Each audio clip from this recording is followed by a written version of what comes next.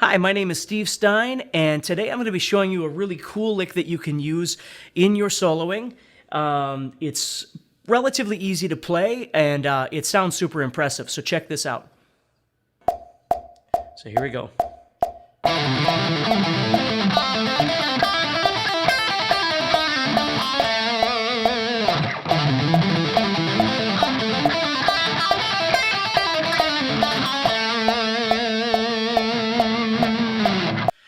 Okay, so let me break this down for you a little bit. What's great about a lot of the licks that I'm showing you, things that you can use to really spice up your guitar playing, is that you can use the overall lick that I'm playing, but you can also break it down into smaller pieces, and I'm going to show you how to do that too. So to begin with, I'm just playing this, again, in the key of A minor pentatonic, although you could play it in any key that you wanted to. And if you know all your pentatonic positions, you could actually move it into other positions as well. So what I'm doing is I'm starting on the 5th string in the key of A minor pentatonic. So I'm at the 5th fret here. So I'm putting my ring finger on the 7th fret of the 5th string and my index finger on the 5th fret of the 5th string. So I have two fingers on there at the same time. What I'm going to do is I'm going to pull off.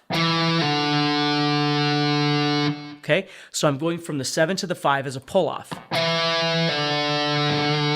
And then what I'm going to do is I'm going to head down to the 6th string, to the pinky on the 8th fret. Okay, so those are my first three notes. I have a pull off, down to my pinky. Then I'm going to go back to the 5th string, and I'm going to do a hammer on this time from 5 to 7. So I have... Okay, so the first thing you do is you just start out by trying to build that first part.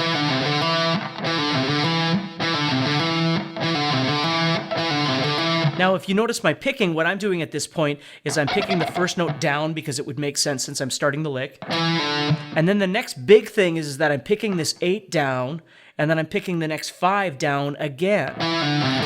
So what I'm doing is I'm actually raking, I'm pressing through with my hand. I'm pressing through the 6th string and the 5th string like this. So you'll notice what happens there, and this is a really tricky thing that people get wrong about trying to play clean, is I'm using my first finger and I'm touching the tip with my tip of my finger. I'm touching the 6th string with that. Okay, so when I'm playing this lick, this first finger is always touching the tip of the 6th string, or the tip of my finger, excuse me, is touching that 6th string, so it doesn't make sound. So it dies. So when I go from this pull off to my pinky, and then I take my pinky off, you're not going to hear that 6th string ring out. If I didn't touch the 6th string at all and I played it like this, see, I'm going to get, it almost turns out to be a pull off when I take my pinky off. But if I touch with the tip of my index finger against that 6th string, just like this, if I touch right there. So then what I can do is I can leave my index finger in place for this whole lick. So I'm going... Okay, and I'm pressing down, down. So I got to time that. I'm pressing down with the pinky here, and then down here. And when I press down right there, I'm taking the pinky off, obviously. That way, you're not getting a chord sound. Now, the whole thing with learning how to play faster, cool licks is that you just have to learn how to synchronize. So when you first start doing these licks, it isn't, again, how fast you can do it. It's how well you can do it. So you want to break down the things that I'm talking about and then build it back up. So don't worry about how fast you can do it. Worry about how cool it sounds, how tight it sounds. Now I've got quite a bit of distortion on right now. So I have to control everything so all you're hearing is the notes that I'm trying to play. It's not getting garbled up with all the distortion. So again, I got my 7 and my 5 right here. I'm going to my pinky over here, and I'm touching the 6th string with the tip of my index finger. Okay, then I'm doing a hammer on, right? So I'm going pull off.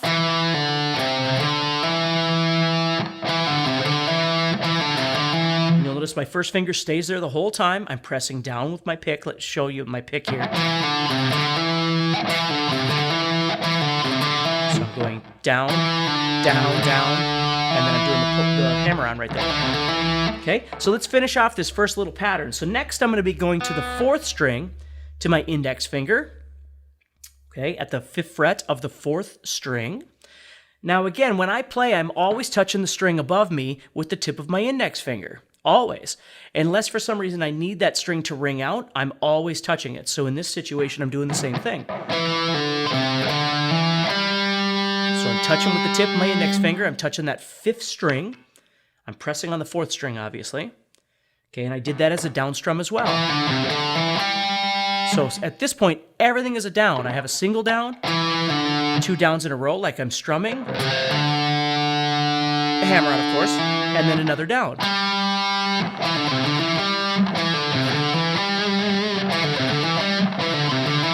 Okay, now is the first time I'm going to have this upstroke. I'm going to go back to the 5th string and do a pull off from 7 to 5, just like what I started with, but I'm doing that with an upstroke. The reason I'm using an upstroke at the end is because I've already, as I play the down on the 4th string here, my hand is down here. So I just want to come back up and grab that string as quickly as possible. I don't want to jump over and then press down again.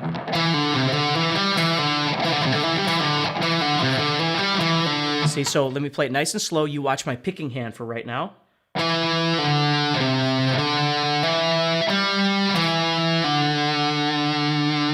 Now, the cool thing is at this point, that's kind of the whole thing. This whole first half of this lick is that idea. So what I want you to develop is this first pattern here.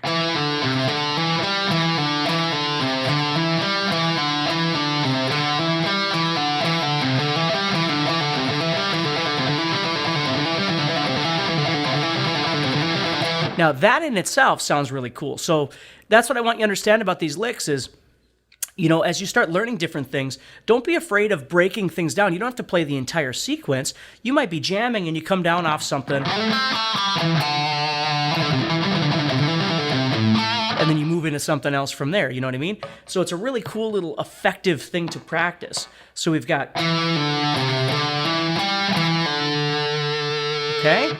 Now we're going to move on. All I'm doing is taking exactly the same pattern I just did, and I'm moving down, and I'm going to play it on the 4th string to begin with. So it looks like this.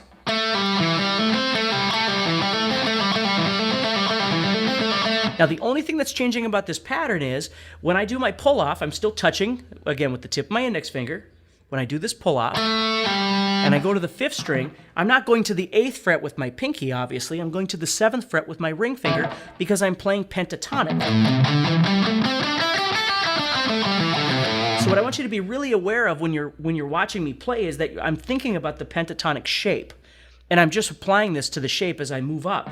So the first one looked like this. The second one looks like this.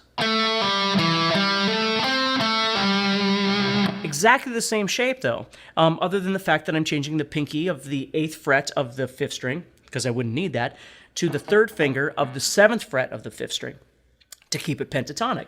So exactly the same picking pattern and everything, I'm just down one string. So if I put those two patterns together, it sounds like this.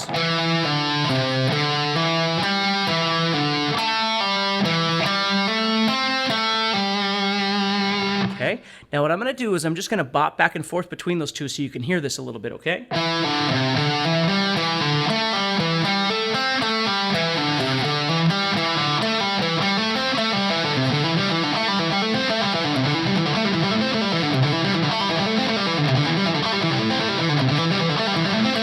It's just so cool sounding. Now, we're going to keep going. Okay, now I'm going to move to the 3rd string and do exactly the same pattern. But again, I'm going to abide by the rules of the pentatonic. So I'm doing my pull-off. Again, touching with my pinky, or with my index finger here. So that shape looks exactly like the last shape, right? So right there, I'm just going from 7 to 5 to the 7 of the 4th string. Then I'm doing my hammer on again. And then 2nd string, 5th fret. Again, I'm touching with the tip of my index finger. And then doing the pull-off with an upstroke. So if you notice at this point, I've done the same pattern 3 times. The only thing that's changing is possibly the fret numbers that I'm using over here to accommodate the pentatonic shape. So first pattern, second pattern, third pattern, And then the fourth pattern gets a little bit tricky because you have to change your fingering. So the fourth pattern, I'm going to the pinky on the 8th fret of the 2nd string. My first finger's on the 5th fret of the 2nd string. And again, I'm touching with the tip of my index finger.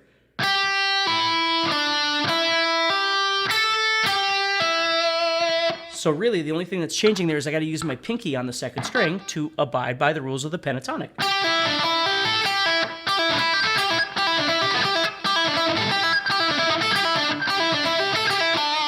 Okay, so now I'm going to roll through all those patterns nice and slow so you can see this.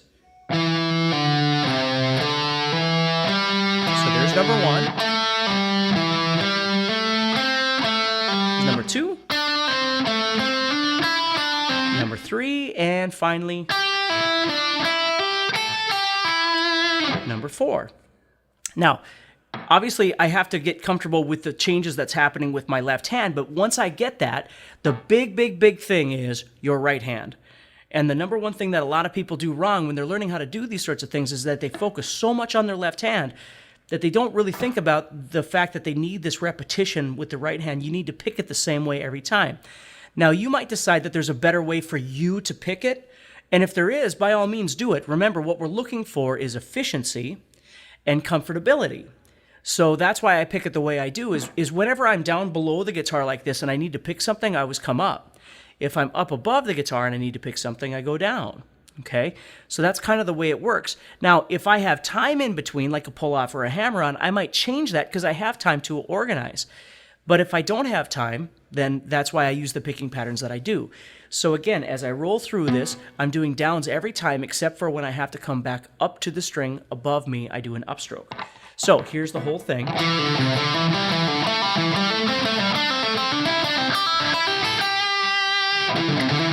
Okay, so here it is one more time. And I know that's fast, but I want you to get the idea of what it's going to ultimately sound like.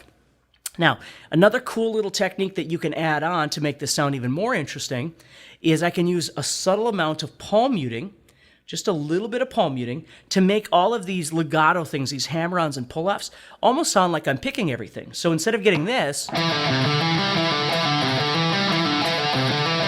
I add a little bit of palm muting,